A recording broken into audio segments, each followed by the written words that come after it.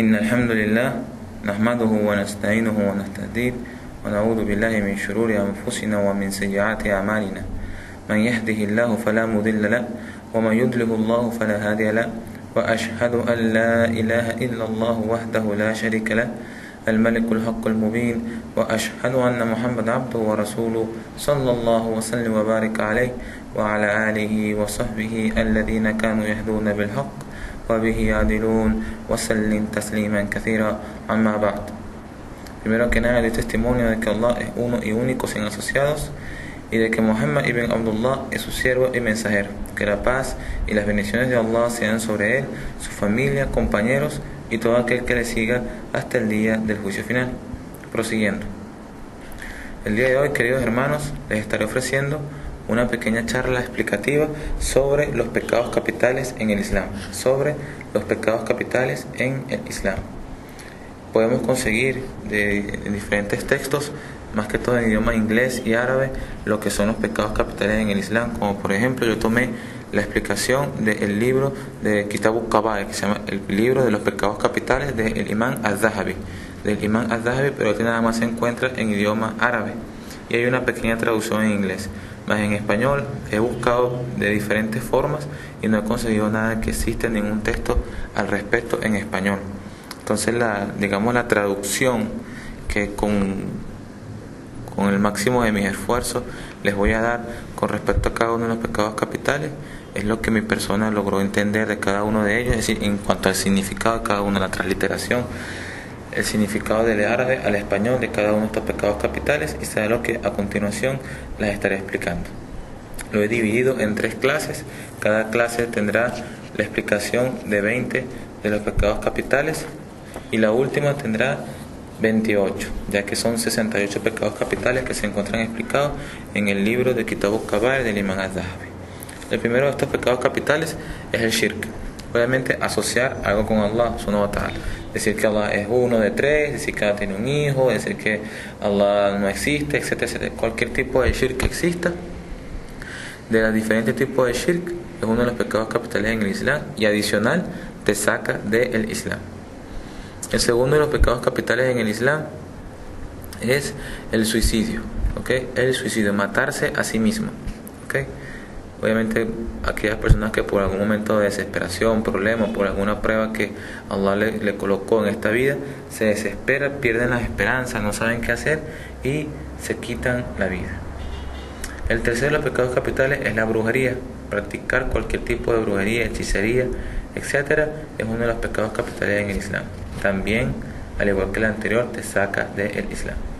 El cuarto es abandonar la oración. Es aquel hombre que nunca en su vida reza. Aquel creyente, aquel musulmán que nunca reza, automáticamente está cometiendo uno de los pecados capitales en el Islam y también deja de ser musulmán. El profeta Muhammad sallallahu alaihi wasallam dijo: Man tarku salah fahuwa kafir. Man tarku salah fahuwa kafir. Aquel que abandona la oración es un incrédulo. Es un hadith del profeta Muhammad sallallahu alaihi wasallam. El quinto es la prohibición del pago del zakat. Aquí hay que hacer un paréntesis de que no se refiere a aquellos musulmanes que no pagan el zakat. Aquel musulmán que está consciente de que tiene que pagar el zakat, pero por olvido, por negligencia o por tacañería o por la razón que sea, él deja de pagarlo, pero él está consciente de que está cometiendo una falta de no pagarlo. Ese es un pecado grave, mas sin embargo no es el que hace referencia a este pecado capital, que es prohibir el pago del zakat. Es decir, que tú vayas y le digas a tu esposa: mira, tú no vas a pagar el zakat aquí porque eso está prohibido. Eso está prohibido en nuestra religión y no vas a pagarlo. Y a mis hijos tampoco, y a mis padres tampoco. Voy y prohíbo a la gente que vayan a pagar el zakat.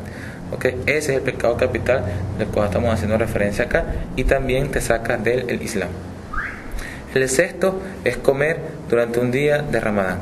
Es decir, durante un día de ayuno del mes de Ramadán, comer a propósito, adrede, pensando de que no es obligatorio comer y no tiene ninguna de las excusas válidas estipuladas dentro de nuestra religión, como por ejemplo el viajero, la mujer cuando está menstruando, la mujer embarazada, periodo posparto o el enfermo, etc. No tiene una excusa válida dentro de nuestra religión, sino que come solamente por soberbia, porque él quiere comer, etc. O incluso alega de que no es obligatorio ayunar en el mes de Ramadán, automáticamente está cometiendo uno de los pecados capitales en el Islam y al mismo tiempo deja de ser musulmán.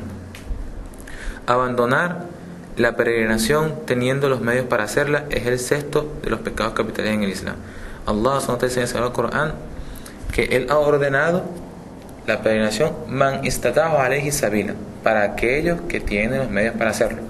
Es decir, de que si una persona no cumple con los medios, es decir, salud, medios de salud y medios económicos para hacer la peregrinación, no es obligatorio para él. Pero en el momento de que sí cumple con estos requisitos, que tiene salud, no tiene deudas, tiene el dinero para hacerlo, tiene el tiempo disponible, etcétera, automáticamente la peregrinación se torna obligatoria para él, igualito como es el salat, como es el zakat, como es el ayuno de Ramadán, porque está cumpliendo con los requisitos que Allah estipula en su libro. Y si él lo abandona, postergándolo al final de su vida, y muere sin nunca hacerlo, solamente porque pensó que no era necesario, que lo dejó para último, le restó valor, está cometiendo uno de los pecados capitales en el Islam, y va a morir con una gran deuda ante su Señor. El número 8 es el maltrato a los padres. Maltratar a los padres. Allah subhanahu wa ta'ala dice en el Sagrado Corán, y recuerden mucho esta aya: y a tu madre y a tu padre ni siquiera le digas uf. Ni siquiera puedes decirle uf a tu madre, ni siquiera. Entonces, si ni siquiera podemos decirle uf, esa simple palabra, uf, a nuestra madre, imagínense el maltrato como tal.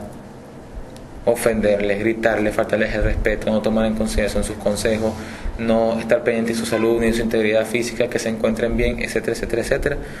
Es una persona que está cometiendo un pecado grave en el Islam. El número 9 de los pecados capitales en el Islam es la fornicación. ¿Okay? Cualquier tipo de contacto carnal ilícito, es decir, cualquier tipo de contacto de un hombre con una mujer o viceversa, una mujer con un hombre fuera del matrimonio, ¿okay? Es considerado fornicación. ¿Okay? La fornicación es uno de los pecados capitales en el Islam. El número 10 es cortar los lazos de consanguinidad, es decir, que sin ningún tipo de motivo ni razón válida en nuestra religión, tú cortas los lazos, la comunicación con tus tíos, con tus hermanos, con tus mismos padres, con cualquiera de tus familiares. Cortar los lazos de consanguinidad, cortar los lazos familiares es uno de los pecados capitales en el Islam. El número 11 es la homosexualidad.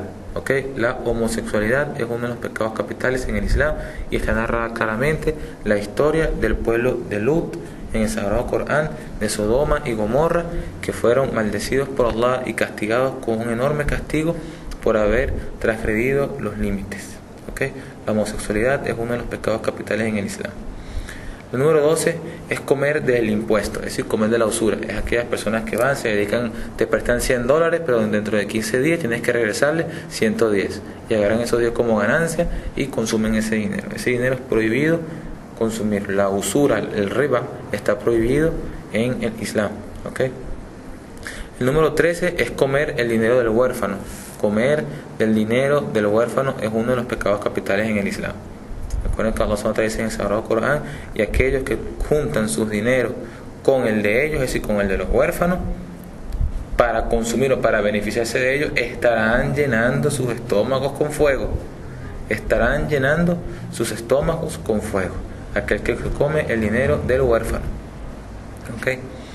El 14 es huir del campo de batalla. Es aquellos musulmanes, aquellos hombres que van a la guerra por la causa de Allah, van al yihad, y al ver el batallón enemigo que tiene más fuerza que nosotros los musulmanes, va y huye y le da la espalda a los musulmanes, le da la espalda al campo de batalla y se va huyendo. Ese es un acto de incredulidad. Automáticamente deja de ser musulmán un hombre que hace eso, que abandona el campo de batalla por cobardía. ¿Okay? El número 15 es un gobernante que traiciona a su pueblo. Es un gobernante que es elegido de manera democrática por su pueblo, cuyo pueblo cree en las promesas que él está haciendo para poder llegar a obtener ese cargo, y posteriormente traiciona a su pueblo robándole, estafándole, no cumpliendo con las promesas que realizó, etc. Un gobernante que traiciona a su pueblo, esa traición es un pecado capital en el Islam.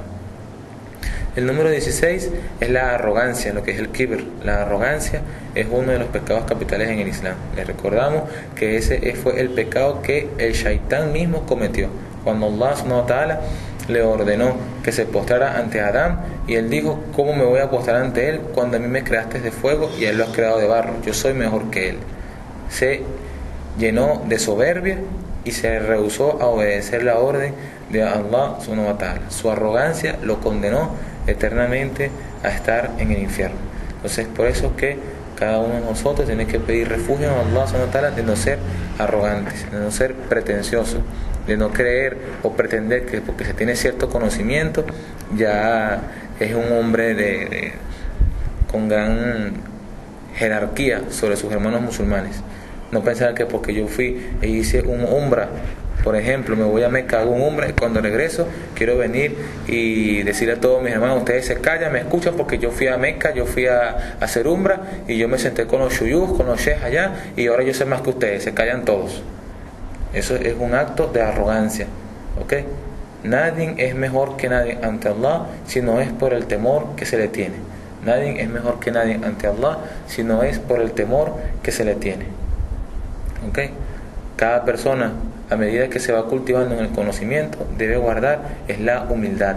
Debe guardar es la humildad y saber con humildad reconocer la superioridad de las otras personas en cuanto al conocimiento y respetarles por el conocimiento que los otros tienen, que uno tiene. No sentir envidia y comportarse de una manera arrogante, tratando de dañar la reputación de las demás personas, como por ejemplo. El número 17 de los pecados capitales es jurar en vano, tomar el nombre de Allah en vano, jurar en el nombre de Dios, consciente de que se está mintiendo, ¿okay? Es uno de los pecados capitales en el Islam, y aquel que jura algo por Allah y no lo cumple debe ayunar 3 días consecutivos para poder expiar esa falta. Está narrado en varias ayas del Corán dicha expiación. El número 18 es el consumo de bebidas alcohólicas. Consumir alcohol, beber alcohol, es uno de los pecados capitales en el Islam, ¿ok? Está prohibido en el Sagrado Corán. El número 19 es apostar, ¿ok? El juego de azar, colocar dinero en el póker, en los juegos de cartas, en el casino, en el bingo, en cualquier juego, en la lotería, cualquier juego que sea apostar dinero para ganar algo más gratis, ese acto está prohibido. El profeta Muhammad sallallahu alaihi wasallam dijo que el juego de dados es el juego del shaitán, ¿ok? Entonces no podemos jugar con el azar, ¿ok? Está prohibido apostar en cualquier tipo de juegos. Y el número 20, que lo voy a explicar hasta el día de hoy, es acusar a una mujer casta de fornicadora. Acusar a una mujer, es decir, a una mujer señorita, una virgen, de que es una fornicadora, consciente de que ella no lo es. Es uno de los pecados capitales en el Islam.